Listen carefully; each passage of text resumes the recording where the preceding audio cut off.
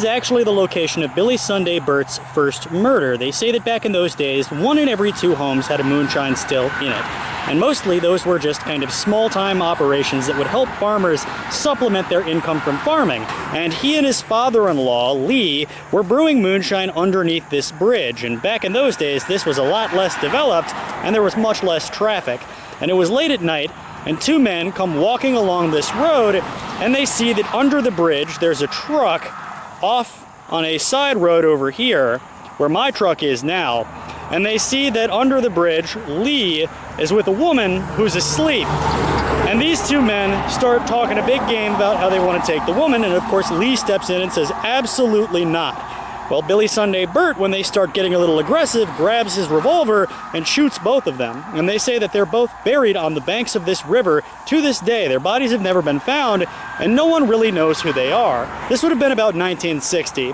And what's interesting about this is that Lee got out of the operation right then, and Billy Sunday Birt, who had already burned down somebody's house for having wronged him just by falsely snitching on him at work saying he was eating chips, he got him kicked out of the job. So he burned out that lady's house for snitching, and then he burned down 2 of her cars, and he felt that this sense of revenge, righteous revenge, suited him well. So he teamed up with a local man, a farmer well known for his moonshining operations, and that's when he really became deeply involved with organized crime. And his first 2 murders of dozens were committed right along the banks of this river. Just 2 or 3 minutes down this road is the small town of Winder, the seat of Barrow County, and the old Winder Social Club, which Billy Sunday Birt had turned into a headquarters for his criminal operation. But after that incident, of course, Lee had the fear of God put in him, and he got out of that whole moonshining business altogether. And so Billy took up with Chancey, Hoke Chancey, who was very well known in the local community for his moonshining and bootlegging operations. And in 1964, the date on the grave is incorrect, his tractor overturned and killed him. And of course, after that, Hoke's son, Harold Chancey, took up the reins of that operation. And by that time, Billy was working with Harold and turning hundreds of thousands of gallons of moonshine. A very rich man, and he walked around town. Everyone knew him. Of course, his club was literally 100 feet away from the courthouse, and he was paying off the district attorneys and the sheriff and the police, and he was known as somebody who could get favors done for you. No questions asked, so long as you had money. And it was around this time that they're turning hundreds of thousands of gallons of moonshine. No longer a small operation. He's working for some pretty heavy rollers, and he can afford to buy this brewery. He was well known around town, and people around town kind of figured if you got involved in heavy business, oftentimes it didn't end very well for you. So the deal was Billy Sunday Birt would do assassinations. For $5,000, if you were a member of his sort of social circle, if you were in organized crime, he would take out competitors. And if it wasn't, he would take $10,000. And so he was a very, very wealthy man. He began robbing banks, killing people, running drugs.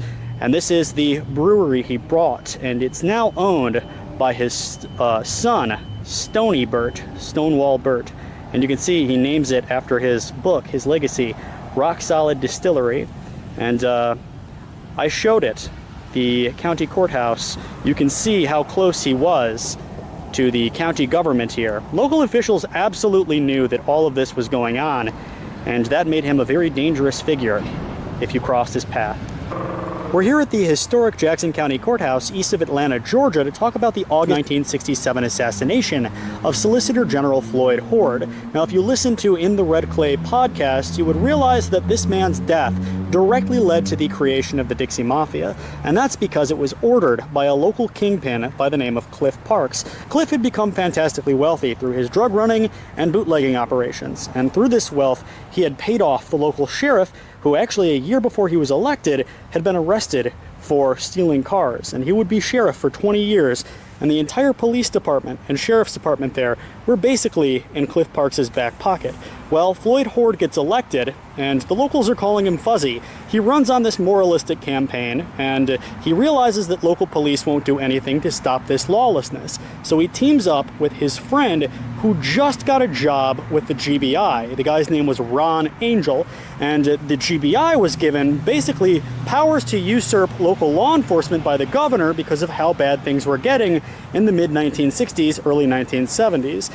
And because he's got a friend in that policing force, he decides to send Angel over as an undercover agent to Cliff Parks and buy a decent amount of moonshine, enough to officially raid the warehouse that they're actually making this liquor in. Eventually, they do that raid and they get $20,000, and of course, Cliff Parks is mad enough to organize a hit.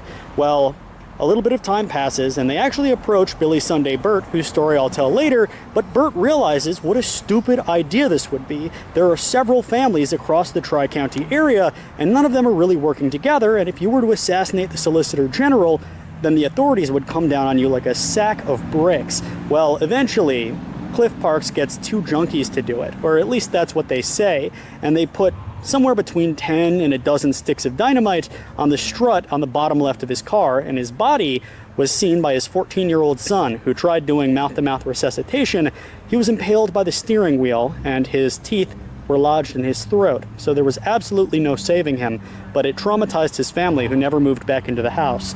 And after this, the leaders of the Dixie Mafia had to get together inside of one of the nightclubs owned by a member of the soon-to-be Dixie Mafia, and in that 30-minute meeting, they agreed to work together so that they would never do anything irrational like that again. And the unspoken part of that meeting was that if anybody made any wise guy decisions without the authorization of the others, they would be brought up in the meeting, and if everybody else objected to it, it would give all of them a decent amount of time to get together and prevent that person from making that move.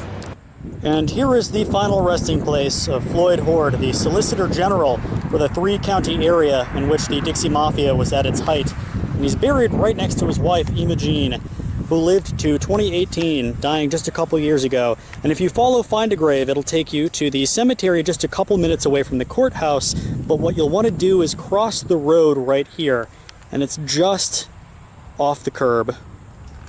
And Floyd Horde is one of those men who should have gone down in history as a striking figure who wanted to bring morals to the Deep South, another Buford pusser. And basically he filed 79 indictments in an incredibly short period of time for these three counties, so many that he had to hire a second judge just to help him with the paperwork. And he quickly realized what a good old boy system it was, and of course when he raided Parks's operation, he found $20,000 worth of illicit material. So they approached people around with a $20,000 hit on Horde, and none of the mainstream members of what would go on to be the Dixie Mafia would ever want to actually do this. So again, it was done in a very irrational way, and he was killed in a manner which brought down the long arm of the federal law on this local community, and that necessitated the Dixie Mafia going underground and finally working together, coordinating. I do plan on coming back here one day to interview somebody who knows a little bit more about the assassination, but Fuzzy Horde was killed along Brockton Road, just minutes away from the courthouse. And try as I might, I can't find his house, but there are photos of it in the newspapers. And the use of dynamite was absolutely to send a message, but its use was irrational and not really thought out very well.